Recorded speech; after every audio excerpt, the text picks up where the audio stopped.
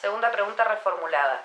¿Cuáles son las cuestiones a tener en cuenta al momento de plasmar este enfoque en el PCI de matemática?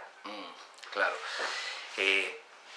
A ver, de la realidad de cada escuela, que no está en la teoría debería tomar nota.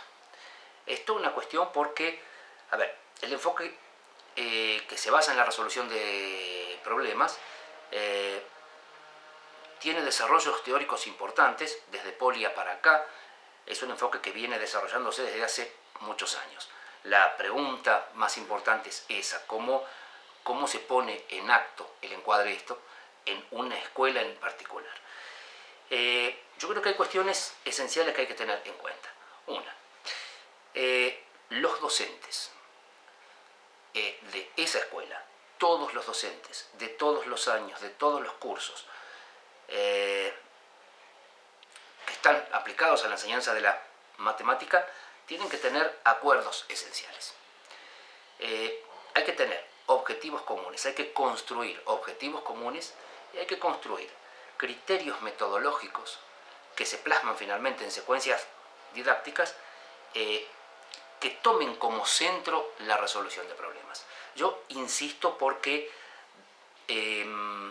la difusión de los encuadres teóricos siempre ha ido acompañada de una especie de disociación entre la teoría y la práctica.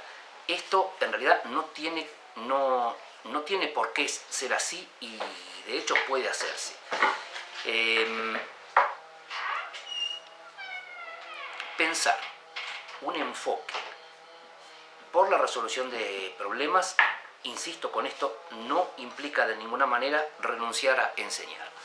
El docente de matemática, como en todas las áreas, tiene que enseñar conceptos, definiciones, tiene que ocuparse también de enseñar. Pero el foco está puesto en la resolución, y poner el foco en la resolución implica desplazarse de los contenidos.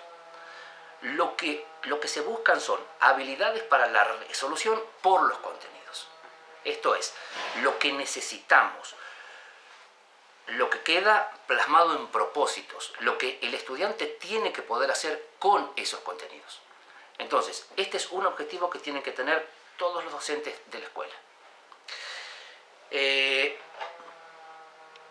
Hay otras cuestiones, como por ejemplo, los años calendarios, esta cuestión de la cronologización, que de alguna manera presupone o marca mucho la escolaridad de los estudiantes, cuando se piensa que todos los estudiantes tienen que aprender una serie de contenidos o explorar una serie de núcleos conceptuales en el mismo tiempo, por el solo hecho de tener la misma edad y estar en el mismo curso. Esto no es cierto.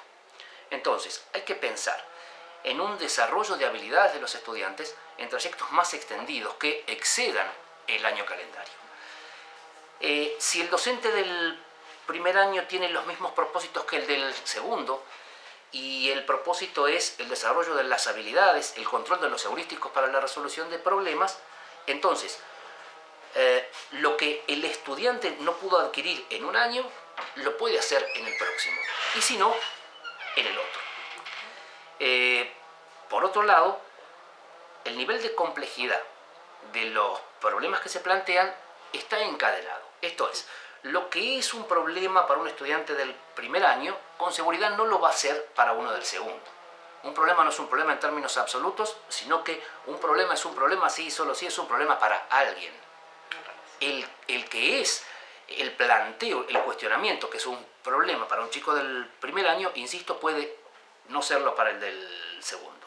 Pero quien no pudo resolver algunas propuestas en primero, quizás pueda resolverlas en segundo. No es cierto que el abordaje sea estrictamente lineal, sino que hay diferentes vías de acceso, diferentes modos de construcción, y esto es particular de cada uno de los estudiantes.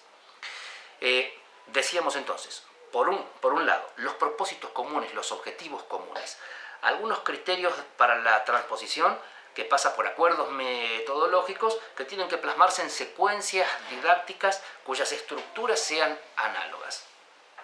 Esto lleva necesariamente a acordar, a consensuar y a coincidir en los criterios de la evaluación. Esto lleva a pensar la evaluación de otra manera.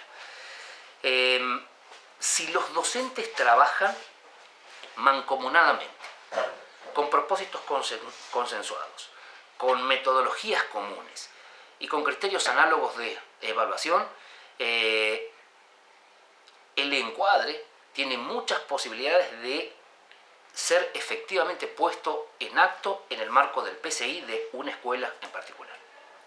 Bien, y por último, ¿qué recomendaciones metodológicas le harías a un docente de matemática que tiene que comenzar a revisar este enfoque en la implementación de un nuevo diseño? Bueno, a ver, cuando se habla de la implementación de un nuevo diseño, el diseño tiene que poder comunicar a todos los docentes de una jurisdicción o del ámbito de vigencia del documento cuál es la lógica que se plantea, cuál es el encuadre que lo sostiene, cuáles son los argumentos que fundan estas opciones. Las recomendaciones son, sean cuales fueren las opciones, hay que pensar en trayectos extendidos que excedan los años calendarios, hay que pensar en equipos docentes con los mismos propósitos, hay que pensar en dispositivos junto con sus criterios y con sus matrices de atribución que den lugar a un proceso de evaluación sostenido en el tiempo y que lean los mismos indicadores y tiene que ver centralmente con una opción política de plantear, de proponer estas características en un diseño. Bueno, muchas gracias, Pablo, por tu tiempo. Al contrario, gracias.